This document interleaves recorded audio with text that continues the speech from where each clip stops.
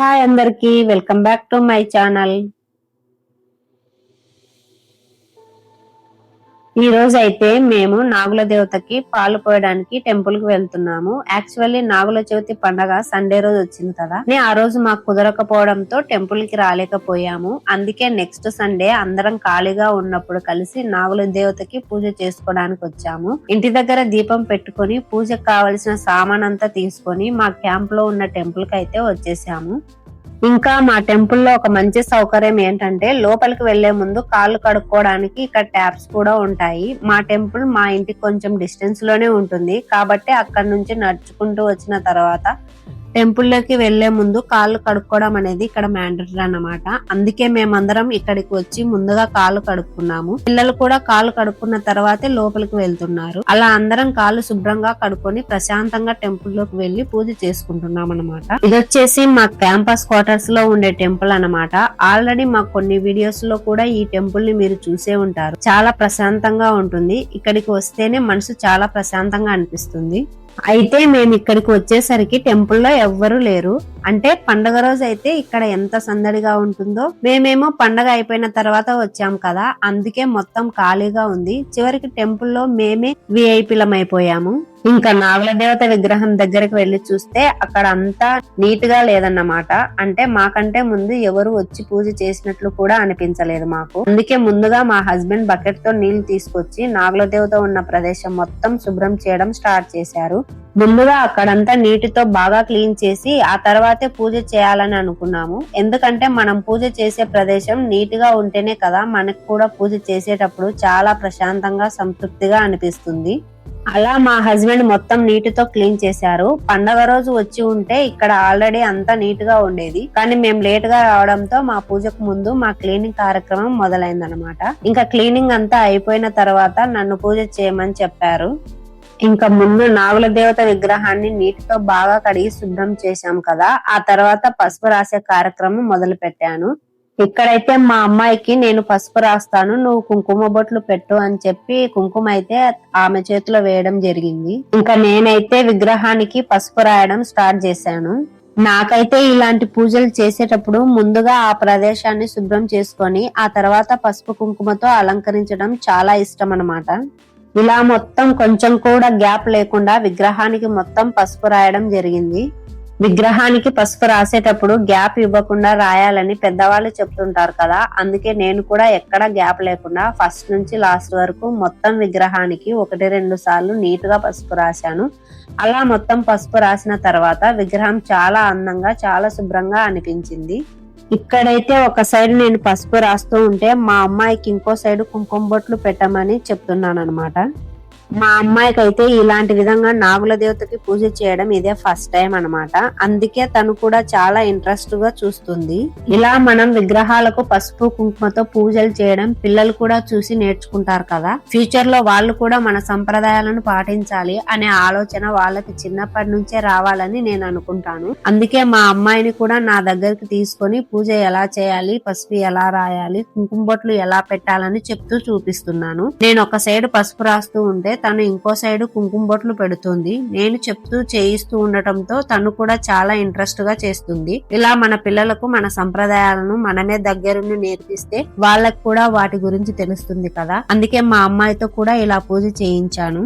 ఇక్కడ చూడండి, మా బాబు మేము నాగుల దేవత విగ్రహాన్ని అలంకరిస్తుండటంతో నేను మిగతా దేవుళ్ళకి కూడా దండం పెట్టుకొని వస్తానని చెప్పి వెళ్లి దండం పెట్టుకుంటున్నాడు. కానీ మా బాబుకి దండం పెట్టుకోవడం కంటే అటు ఇటు తిరుగుతూ అక్కడ ఏం జరుగుతుందో మొత్తం అబ్జర్వ్ చేయడమే ఎక్కువ. వాడికి ఎక్కడ ఏముందో ఎవరు ఏం చేస్తున్నారు అనేది చాలా ఇంట్రెస్ట్ గా చూస్తుంటాడు. ఇలా గుడికి వచ్చినప్పుడల్లా తనదైన స్టైల్లో అన్నింటిని గమనిస్తూ ఉంటాడు. ఇప్పుడు కూడా మేము పూజ పనుల్లో బిజీగా ఉంటే వాడు మాత్రం తన పని తాను చేసుకుంటూ ఇలా గుడి అంతా తిరుగుతున్నాడు. ఇంకా ఇప్పుడు చూడండి, నాగుల దేవత విగ్రహాన్ని మొత్తం ఇలా అలంకరించేశాము. ఎంత బాగుందో చూడండి. పసుపు కుంకుమతో చాలా నీట్ గా అందంగా కనిపిస్తుంది కదా. ఇంకా విగ్రహానికి పూలు కూడా పెట్టేశాము. ఆ తర్వాత ఇంటి దగ్గర నుంచి మేము తీసుకొచ్చిన నైవేద్యాన్ని అయితే సమర్పిస్తున్నాము.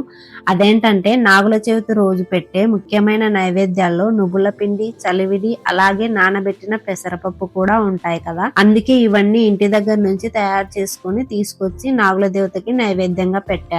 అలాగే వస్త్రం కూడా సమర్పించాము. వస్త్రం పెట్టిన తర్వాత పసుపు తాడు కూడా పెట్టాము. అయితే ఈ పసుపు తాడు నాగుల చవితి రోజు ఎందుకు కట్టుకుంటారో నాకు పర్సనల్ గా తెలియదు, కానీ చిన్నప్పటి నుంచి మా పెద్దవాళ్ళు మనకి ఇలాగే నేర్పించారు కాబట్టి మేము కూడా అదే సంప్రదాయాన్ని పాటిస్తూ పసుపు తాడు కట్టుకుంటున్నాము. మీకెవరికైనా నాగుల చవితి రోజు పసుపు తాడు ఎందుకు కట్టుకుంటారో తెలిస్తే కామెంట్స్ లో చెప్పండి, నేను కూడా తెలుసుకుంటాను.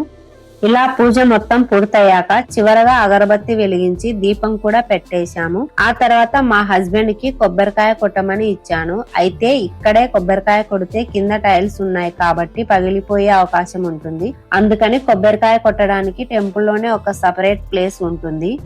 అక్కడికి వెళ్లి మా హస్బెండ్ కొబ్బరికాయ కొట్టి తీసుకొచ్చారు. కొబ్బరికాయలో కొంచెం నీళ్లు ఉండడంతో అవి నాకు ఇచ్చి తాగమన్నారు. నేను కూడా ఆ కొబ్బరికాయ నీళ్లు తాగేశాను. అలా నైవేద్యం పెట్టడం, పూజ చేయడం, దీపం వెలిగించడం, కొబ్బరికాయ కొట్టడం అన్ని కార్యక్రమాలు ఒక్కొక్కటిగా పూర్తయ్యాయి. ఇంకా ఇక్కడైతే మా అమ్మాయికి నాగదేవత విగ్రహం మీద పాలు పోయమని చెప్తున్నాను. అయితే పాలు ఎలా పోయాలంటే కొబ్బరి చిప్పతో చేసిన కొబ్బరి గిన్నె ఉంటుంది కదా, అందులో కొంచెం బెల్లం వేసుకొని దాంట్లోనే పాలు పోసుకొని ఆ పాలను డైరెక్ట్ గా విగ్రహం మీద పోయాలన్నమాట. అలా చేయడం వల్ల అందులో ఉన్న బెల్లం కింద పడకుండా పాలు మాత్రమే విగ్రహం మీద పడతాయి. మా అమ్మాయి కూడా నేను చెప్పినట్లుగానే చాలా జాగ్రత్తగా పాలు పోసింది. తన చేతులతో స్వయంగా పాలాభిషేకం చేయడంతో తనకి కూడా చాలా హ్యాపీగా అనిపించింది. తర్వాత మా బాబు వంతు వచ్చింది. పాపం వాడికి విగ్రహం అందడం లేదు, అయినా సరే ఎలాగైనా పాలు పోయాలని ట్రై చేసి పాలు పోసేశాడు. అలా మా అమ్మాయి మా బాబు ఇద్దరు పాలాభిషేకం చేసిన తర్వాత నేను మా హస్బెండ్ కూడా నాగదేవతకి పాలు పోసాము. అందరం కలిసి పాలాభిషేకం పూర్తి చేసి నాగదేవతకి దండం పెట్టుకున్నాము. ఇలా నాగదేవత పూజ మొత్తం పూర్తయిన తర్వాత అక్కడి నుంచి పక్కనే ఉన్న శివాలయానికి వెళ్ళాము.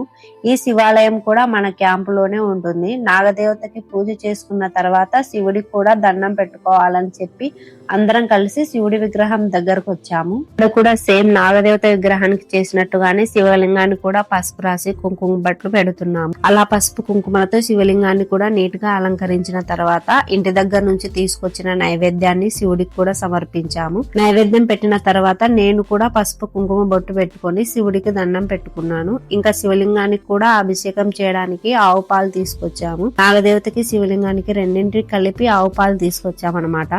ఆవు పాలతో అభిషేకం చేయడం మంచిదని పెద్దవాళ్ళు చెబుతారు కదా, అందుకే మేము కూడా ఆవు పాలు తీసుకొచ్చాము. ఒక్కొక్కరుగా అందరం పాలు పోసాము. ముందుగా మేము పాలు పోసిన తర్వాత మా అమ్మాయి కూడా శివలింగానికి పాలాభిషేకం చేసింది.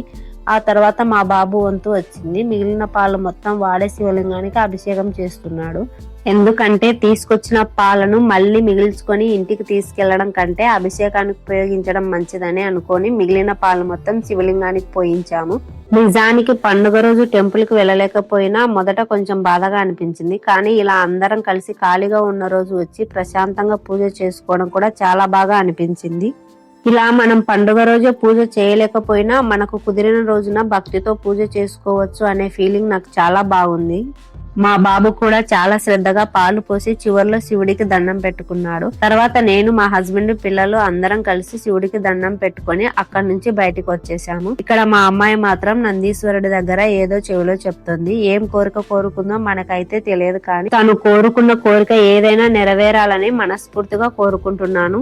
తర్వాత అందరం కాసేపు కూర్చొని ప్రశాంతంగా ప్రసాదం తిన్నాము. ఇంకా నాగుల చవితి సందర్భంగా పసుపు తాడు కూడా కట్టుకుంటారు కదా, నేను కూడా ఆ పసుపు తాడుని చేతికి కట్టుకున్నాను. అలా ఈ విధంగా మా నాగుల చవితి పూజ మొత్తం పూర్తయింది గాయస్. ఇంకా మా అమ్మాయికి స్కూటీ నడపడం అంటే చాలా ఇంట్రెస్ట్, అందుకే తను స్కూటీ వేసుకొని మా వెంట ఇంటికి వచ్చింది. తనకి స్కూటీ నడపడం అంటే చాలా ఇష్టం కాబట్టి అవకాశం దొరికితే చాలు స్కూటీ మీద వచ్చేస్తుంది. ఇక సాయంత్రం ఇంటికి వచ్చిన తర్వాత మాకు ఒక పార్సెల్ వచ్చింది. మా అమ్మ వాళ్ళ ఇంటి నుంచి నాగుల చవితి సందర్భంగా సార పంపించారు. ఇందులో నువ్వుల పిండి ముద్దలు, అరిసెలు, కజ్జికాయలు ఇలా చాలా రకాల పిండి వంటలు పంపించారు. మా అమ్మ వాళ్ళు పంపించినవి కాబట్టి మాకు కూడా చాలా హ్యాపీగా అనిపించింది. ఇక మా హస్బెండ్ అయితే వచ్చిన వాటన్నిటిని ఒక్కొక్కటిగా సపరేట్ చేసి నీట్ గా పెడుతున్నారు. అలా ఒకవైపు పూజ చేసుకున్నాము, మరోవైపు మా అమ్మ వాళ్ళ ఇంటి నుంచి వచ్చిన సార కూడా వచ్చింది. మొత్తానికి ఈ రోజు నాగుల చవితి మా ఫ్యామిలీతో కలిసి చాలా ప్రశాంతంగా, చాలా సంతోషంగా గడిచింది. Thank you for watching. Bye guys.